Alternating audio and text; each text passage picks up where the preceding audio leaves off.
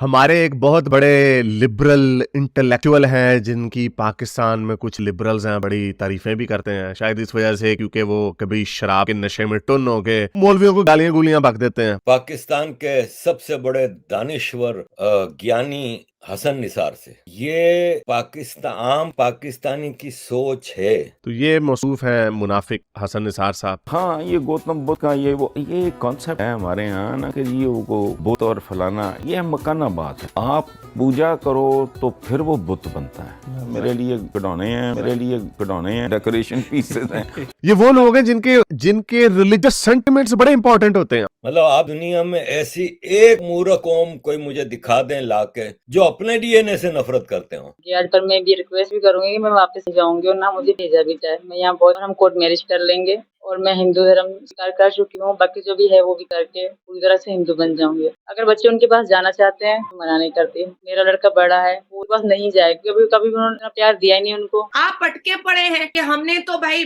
11 साल की बच्ची से शादी निकाह करना है क्योंकि उसका पीरियड्स हो गया है। हमने तो 4 शादी करनी है क्योंकि सुन्ना में है। हमने तो भाई हलाला करना है क्योंकि शरिया में है। हसन निसार की एक स्टेटमेंट हमारे सामने आती है। उन्होंने कहा कि मेरा जो डीएनए है ना, इन डीएनए से नहीं हूँ, मैं सेंट्रल एशिया के डीएनए से हूँ। देखिए, सबसे पहले तो आपने बोला कि जी उनको लोग फॉलो करते हैं, उनको देखते हैं। देखिए, मैं शुरू से ही मुझे उनसे इख्लाफ रहा है। उनकी जो थॉट है, उनकी जो सोच है। नमस्कार दोस्तों, टीबीआर व्यूज में आपका फिर से स्वागत है। पाकिस्तान के मशहूर पत्रकार हसन निसार का मानना है कि हिंदू और हिंदुस्तान का जो डीएनए है वो सबसे खराब और सबसे गलीच है। साथ ही उनका यह भी बयान है कि उनका डीएनए सेंट्रल एशिया का है, ना कि हिंदुस्तान की मिट्टी का, जिससे यह साफ पता चलता है पाकिस्तान के कन्वर्टेड पंजाबी अपने आप को हिंदुस्तान की मिट्टी से ना जोड़कर तुर्कमेनिस्तान या सेंट्रल एशिया से जोड़ते हैं, जिससे यह साफ पता चलता है कि उनके दिलों में हिंदू नफरत साफ देखा जा सकता है।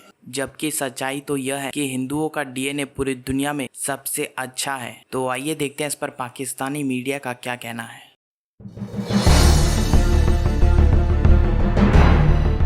जो अपनी ओरिजिन से नफरत करते हो, जो अपनी ओरिजिन बदलने के चक्कर में रहते हैं, कभी तुर्कों का गुलाम हो जाते हैं, कभी अरबों के गुलाम हो जाते हैं। मैंने हसन निसार के ऊपर आज सुबह वीडियो बनाई है, लेकिन मेरा दिल कर रहा है कि मैं इसको बैठ के खूब सुनाऊं, क्योंकि ये एक अल्कोहलिक नशई पाकिस्तानी है जिसका इस्लाम से भी कोई ताल्लुक नहीं। लेकिन ये इसकी सोच है ना, वो पंजाबी है ना, कन्वर्टेड पंजाबी दुनिया में सबसे घटिया मेंटेलिटी के लोग हैं। anyway, मौसूफ का बयान सामने आया, वही बीमारी जो इंडियंस हमेशा पाकिस्तानियों को ताना देते हैं और सही देते हैं। ये आइडेंटिटी क्राइसिस है इन लोगों के अंदर। कभी ये तुर्क बन जाते हैं, कभी ईरानी बन जाते हैं, कभी अरबी बन जाते हैं, लेकिन वो जो ये हैं वो नहीं बनते। कौन? पीपल ऑफ इंडियन सब कॉन्टिनेंट। उसको क्योंकि बचपन से इनके जहनों में एक ऐसी नफरत डाली गई है कि ये हिंदू है, ये नफरत के अंदर ही मार गए हैं हिंदुओं से, इंडियन से, अपने आप से नफरत में कि अपने ये वो है अपने मुंह पे चिपेड़े मार के मुंह लाल करने वाले। अभी भी औरतों को तो इतना ऊंचा मर्तबा देते नहीं है, इसलिए उन्होंने सोचा कि चलो उसको भीगता हुआ रोड पे छोड़ दो और अम्ब्रेला उससे छीन लो, कोई बात नहीं है। अब जो जहाँ जैसी अपब्रिंगिंग जिसको मिलेगी वो वैसा ही करेगा ना। थोड़े ही वो हर कोई हिंदुस्तान के प्रधानमंत्री की तरह थोड़ी हो जाता है कि अपना रेनकोट खुद पहन कर जाएगा। फ्रांस के नेशनल डे पर चीफ गेस्ट करके बुलाया जा रहा है। इंडिया को या इंडिया के प्राइम मिनिस्टर्स को या इंडिया के किसी भी लीडर को रिस्पेक्ट इसलिए दी जाती है कि दुनिया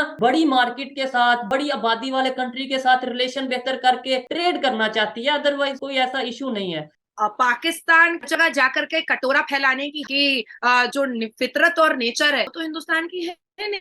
हिंदुस्तान बहुत तरक्की याफ्ता देश है। हिंदुस्तान की जीडीपी 7.2% है। हिंदुस्तान का डिफेंस 4th पोजीशन पर है। प्रधानमंत्री वहां पर जा रहे हैं, डेफिनेटली उस मान सम्मान ऑनर के साथ साथ तो उस देश के इम्प्रूवमेंट के बारे में बात होगी, कुछ हमारे देश के इम्प्रूवमेंट के बारे में बात होगी। ये तो जाहिर सी बात है। मतलब आप देखें, इनकी जिंदगी नफरत से भरी हुई है, क्योंकि ये एहसास कमतरी, इंफीरियरिटी कॉम्प्लेक्स का शिकार कौम है, जिसके लीडर आज ये हसन निसार जैसे लोग। ये इंफीरियरिटी कॉम्प्लेक्स, क्योंकि इनके अंदर क्वालिटी है नहीं। जो क्वालिटीज पंजाबी के अंदर बहुत क्वालिटीज होती हैं, लेकिन कन्वर्ट होने के बाद इनकी क्वालिटियों पे सारा घिरन लग गया कन्वर्जन का। आज ये टोटली डिस्क्वालिफाइड लोग हैं। रिसोर्सेज इनके पास है नहीं। एक एग्रीकल्चर थे, वो भी फारिग हो गई इनकी। मुझे कोई एक आर्मी लाके दिखा दे जो अपने ही मुल्क में 75 साल से कत्लेआम कर रही हो, अपने ही लोगों का। वहां पे इनका इस्लाम कहाँ जाता है? अब ये बंगालियों को, मुसलमान सिंधियों को, मुसलमान पंजाबियों को, बलोचों को, मुसलमान पख्तूनों को, मुहाजिरों को जब मारते हैं तब उनका इस्लाम कहाँ चला जाता है? तब उनकी पाकिस्तानियत कहाँ चली जाती है? जो बकौल हसन निसार जैसे दानिश्वरों के 5000 साल की संस्कृति है, 5000 साल की हिस्ट्री बता रहे हैं पाकिस्तान की। हसन निसार का तो नॉलेज भी जीरो है। ये तो दारू बोलती है इसके अंदर, टोटल अल्कोहलिक है, टोटल अल्कोहलिक है। ये मान कर रहा है कि मैं साउथ सेंट्रल एशिया का हूं। साउथ सेंट्रल एशिया तो इंडिया था, साउथ सेंट्रल एशिया तो इंडिया था। ये तो चंगेज खान ने आके जो फतह हासिल करनी शुरू की जंगजुओं के काफिलों के साथ, लश्कर के साथ, तो ये डेमोग्राफी चेंज हुई है जियोग्राफी की नॉर्थ इंडिया में, वरना आपका तिब्बत भी इंडिया था। तो ये जिस डीएनए पे मांग कर रहा है, उस डीएनए का कोई एक ज्ञानी निकाल के दिखा दे मुझे, कोई एक ज्ञानी। सारे जानवर निकले हैं वहां से, हैवानों का टोला निकलता था, पूरी दुनिया में कत्लेआम करते थे। Genghis Khan, Hulagu Khan, Taimur, Babar, ये मुगल, इसके ऊपर ये मान कर रहे हैं। वो गाली किसको दे रहा है? जिसने दुनिया में सबसे ज्यादा ज्ञानी पैदा किए हैं, इसी डीएनए ने। कभी किसी का कत्लेआम नहीं किया इस डीएनए ने। इस डीएनए ने कभी इंडिया की बाउंड्री से बाहर जाके कत्लेआम नहीं किए, जैसे तुम लोगों के पुरखों ने किया था, हसन निसार। वो मैं इनके डीएनए को गाली नहीं दे सकता क्योंकि उनका हमारा डीएनए एक है। अब बहुत ज्यादा पीछे हिस्ट्री में चले जाएंगे तो पूरी दुनिया का डीएनए इधर ही से निकलता है। अफ्रीका और इंडिया के डीएनए कहते हैं सबसे पुराने हैं। मैं बिलीव मी, कल जब मैंने इसकी वीडियो देखी ना तो मेरा माथा घूम गया। बिलीव मी, मैं वायोलेंट तो नहीं हूं, लेकिन मैं फिर जबानी वायोलेंस का वो हाल करता हूं ना इनका। मुझे कहीं हसन निसार मिल जाए, मैं इसको 4 पैक पिला के फिर मैं इसकी निकालता हूं डीएनए। एक तरफ कर दिया और अपने आप को उन्होंने दूसरी तरफ कि जी मैं अब आप में से नहीं हूँ, मैं आपसे सुपीरियर हूँ और मैं सेंट्रल एशिया के साउथ से हूँ। अपने आप को पता नहीं क्या यहाँ पर प्रूव करना चाह रहे हैं कि आप बहुत नीच और कमजात और नीचे लोग हैं और मैं आपसे ऊपर हूँ। आप अगर आपके अंदर बेईमानी है, आप शुरू से ही वो यही कहते रहे हमारी कौम के बारे में कि ये बेईमान कौम है, ये लालची कौम है, ये करप्ट लोग हैं। हमेशा से हमें इस कौम को, पाकिस्तानी कौम को वो यही कहते रहे हैं और आज वो उन्होंने चुपके से अपने आप को पाकिस्तानी कौम में से निकालकर और अपने आप को सेंट्रल एशिया के साउथ में ले गए। मैं समझता हूँ कि ये खुद वो बड़े बड़े मुनाफिक हैं। वो ये पीछे से आकर देखे, अपनी 8-10 दुश्मनों को देखे, वो सारे के सारे यहाँ पाकिस्तान के, ये इंडिया से होंगे, या तो ये होशियारपुर के होंगे या ये जलंधर के होंगे। दरअसल सच्चाई तो यह है कि हिंदुस्तान ने हमेशा से शेर बच्चे पैदा किए हैं। इस वजह से भारत को सोने की चिड़िया कहा जाता था। चाहे वो विद्वान हो, मैथमेटिक्स हो, साइंस हो या लड़ाई में, भारत के लोगों ने पूरी दुनिया में अपना झंडा गाड़ा है। भारत की ज़मीन में भगवान राम, सिख गुरु नानक या गौतम बुद्ध जैसे विद्वान और बलशाली लोग पैदा किए हैं, जिस वजह से भारत का डंका पूरी दुनिया में बजता है और हिंदू कल्चर को पूरी दुनिया में सराहा जाता है।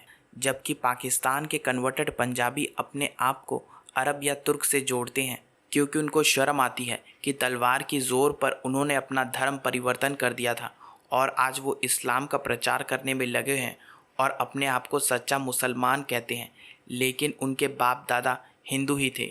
भारत की ज़मीन में कई लोगों ने आक्रमण किया, लेकिन भारत के लोगों ने अपना धर्म परिवर्तन नहीं किया। कुछ गिने चुने लोगों ने ही अपना धर्म परिवर्तन कर कर इस्लाम या क्रिश्चियनिटी अपना लिया, लेकिन भारत के बहुसंख्यक लोग आज भी हिंदू हैं। उसकी असली वजह यह है कि हिंदू बहादुर थे और हिंदुओं का डीएनए पूरी दुनिया में सबसे अच्छा है। इसी वजह से मिस्र ने भी अपने आप को इस्लाम अपना लिया, लेकिन भारत के लोग आज भी हिंदू ही थे और हिंदू ही रहेंगे।